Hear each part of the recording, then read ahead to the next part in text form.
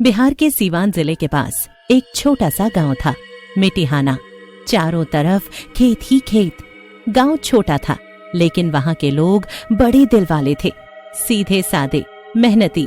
कहते हैं नरैनी गांव की एक गरीब मगर स्वाभिमानी औरत थी। उसका पति रामेश्वर एक मेहनती किसान था, लेकिन बीमारी से परेशान था।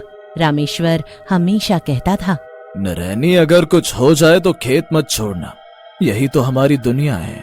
किस्मत खराब थी, ऊपर वाले ने नहीं सुनी और एक दिन रामेश्वर को तेज बुखार चढ़ा। गांव में दवा दारू नहीं मिली और 4 दिन के भीतर नरैनी विधवा हो गई। उस दिन गांव की औरतों ने उसकी चूड़ियां तोड़ी, माथे से सिंदूर पोंछ दिया और सफेद साड़ी पहनाकर कहा, अब तेरी जिंदगी बस एक साया है नरैनी। लेकिन नरैनी ने आंसू नहीं बहाए। वो उसी दिन खेत में गई, हाथ में हल उठाया और खुद से कहा, अब तू ही मेरा पति है, तू ही मेरा सहारा, ओ धरती। गांव के मर्द ठहाका मारते थे, पर नरैनी ने किसी की नहीं सुनी। सुबह से शाम तक वो खेत में मेहनत करती। धीरे धीरे खेत की मिट्टी नरैनी की मेहनत से सोना उगलने लगी। उसी साल सूखे में जब कई किसानों की फसल बर्बाद हो गई, नरैनी के खेत में गेहूं की बालियां मुस्कुरा रही थीं। अब गांव वाले चुप हो गए। औरतें उसे मन ही मन सराहती। हाँ, वो नरैनी है, मिट्टी की बेटी। नरैनी एक परंपरावादी औरत थी। हर मंगलवार को कुएं के पानी से गाय को नहलाती। उसके जीवन का बस एक ही नियम था, मेरे खेत में कभी झूठ, लालच या किसी मर्द का जुल्म नहीं घुस सकता। सावन का महीना था। बादलों ने जैसे आसमान में तंबू तान लिया था। बिजली गरज रही थी और हवा में घबराहट थी। नरैनी उस दिन खेत में अकेली थी, लेकिन नरैनी रुकी नहीं। गांव की औरतें आवाज दे रही थीं, घर लौट आओ नरैनी, अब अंधेरा हो गया है। लेकिन नरैनी ने जवाब दिया, हाँ, जब तक आखिरी पाती ना बन जाए मैं नहीं लौटूंगी। ये खेत मेरा मंदिर है। और तभी एक तेज बिजली आसमान से गिरी, सीधी खेत में, सीधी नरैनी पर जा गिरी। अरे, लगता है नरैनी को कुछ हो गया है। गांव वाले दौड़ते हुए पहुंचे, पर तब तक देर हो चुकी थी। उसकी लाश उसी खेत में दबा दी गई जहां वो हल चलाया करती थी। मृत्यु के बाद गांव ने उस खेत को छोड़ दिया। किसी ने उसकी समाधि पर दिया नहीं जलाया, न कोई जल चढ़ाया। उसके मरने के बाद वो एक चुड़ैल में बदल गई। गांव वाले सुनते जैसे कोई औरत अब भी वहां काम कर रही हो। अब इस बात को बहुत साल हो चुके थे, अब सब सामान्य था। पर उस गांव में नरैनी का एक ऐसा खेत भी था जिसे कोई भी किसान छूने की हिम्मत नहीं करता था। बाबा, ये किसका खेत है जो गांव के इस कोने पर बना हुआ है, और वो भी पीपल के नीचे? ये एक औरत का खेत है, उसका नाम था नरैनी।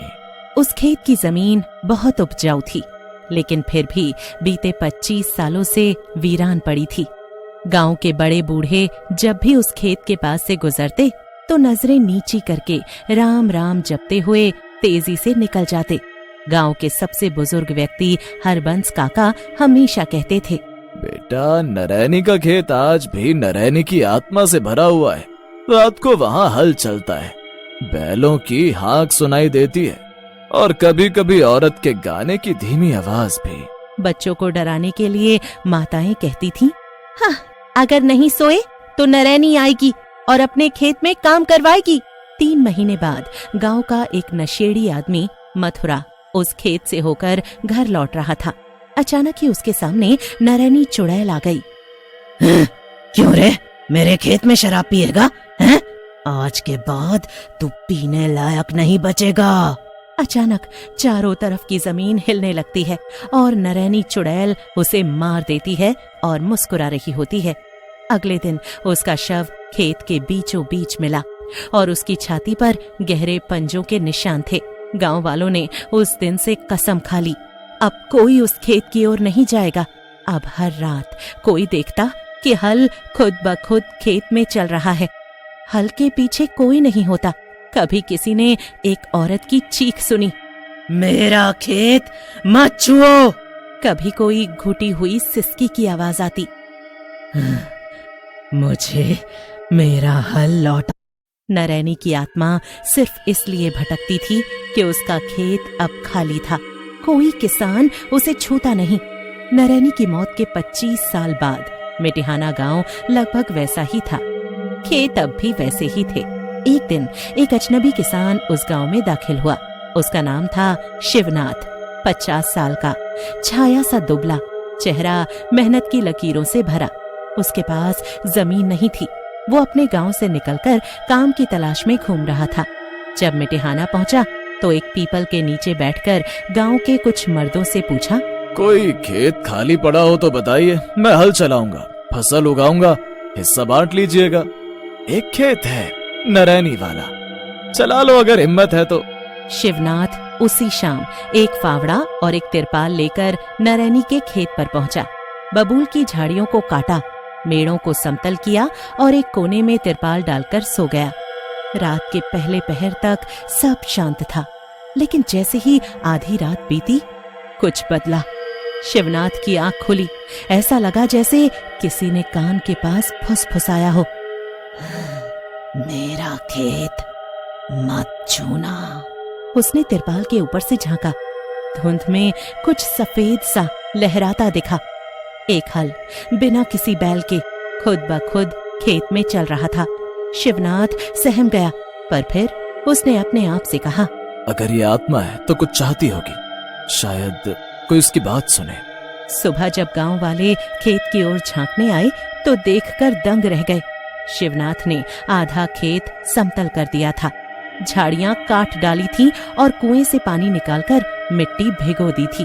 कोई नहीं समझ पाया कि रात को उस खेत में क्या हुआ। 6 महीने बाद नरैनी के खेत में गेहूं लहराने लगे। सारी मिटिहाना की जमीन में सूखा पड़ा था, लेकिन उस खेत में हरी चादर बिछी थी। लोगों ने आकर देखा, ये चमत्कार है। पर शिवनाथ जानता था, ये मेहनत और भक्ति का फल था। गांव की औरतों ने उस दिन से नरैनी माता के नाम पर व्रत रखना शुरू किया। कटाई के दिन शिवनाथ ने पहली फसल की 3 बालियां तोड़ी, उन्हें धूप में सुखाया और एक दिया जलाकर कहा, तेरे खेत से तेरा अंश, अब मैं इसे संभालूंगा। और कहते हैं उस रात पहली बार नरैनी की आत्मा मुस्कुराई। गांव के एक बूढ़े आदमी ने सपना देखा कि सफेद साड़ी वाली औरत दूर खड़ी खेत की तरफ देख रही है और उसकी आंखों में चैन है। नरैनी की आत्मा अब शांत थी। उसकी आत्मा ने शिवनाथ की सच्ची नीयत देखी, उसके दिए जलाए, उसके द्वारा चबूतरे पर चढ़ाई गई गेहूं की पहली बालियां स्वीकार की। मगर वो बस एक ऋण उतारने भर की बात थी। नरैनी के मन में अब भी एक पीड़ा बची थी जो उसे चैन से सोने नहीं देती थी। शिवनाथ खेत में तिरपाल के नीचे सोया था जब एक भयंकर झोंका आया और तिरपाल उड़कर दूर जा गिरा। उसकी आंख खुली और उसने देखा, नीम के पेड़ के नीचे नरैनी खड़ी थी। सफेद साड़ी, गीले बाल, लाल आंखें और चेहरा बिल्कुल निर्जीव। मेरे खेत को बचा लिया, पर जो मुझे मार गया वो अन्याय कौन सुधारेगा? उसकी आत्मा गरजी। शिवनाथ घुटनों पर आ गिरा और बोला, और तभी नरैनी ने उसे अपना अतीत दिखाया।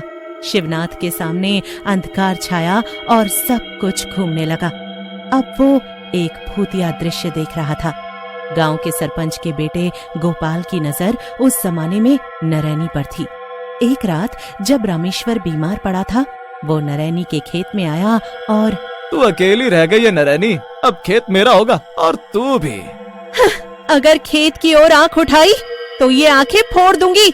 उस रात बिजली नहीं गिरी थी, बल्कि वो सरपंच का बेटा था जिसने उसे खेत में धक्का देकर कुएं की जगत पर दे मारा। अगली सुबह गांव में पंचायत बुलाई गई। प्रधान और उसके गुर्गे खेत के दस्तावेज लेकर आए थे। शिवनाथ बीच में खड़ा हुआ और बोला, ये जमीन एक आत्मा की है, जिसने इसे पसीने से सींचा है। जिसने विरोध किया था उसकी जान ले ली गई। अब ये खेत बिकेगा नहीं, जलेगा। गोपाल बेहोश होकर गिर पड़ा। उस दिन के बाद किसी ने उस खेत की ओर निगाह नहीं डाली।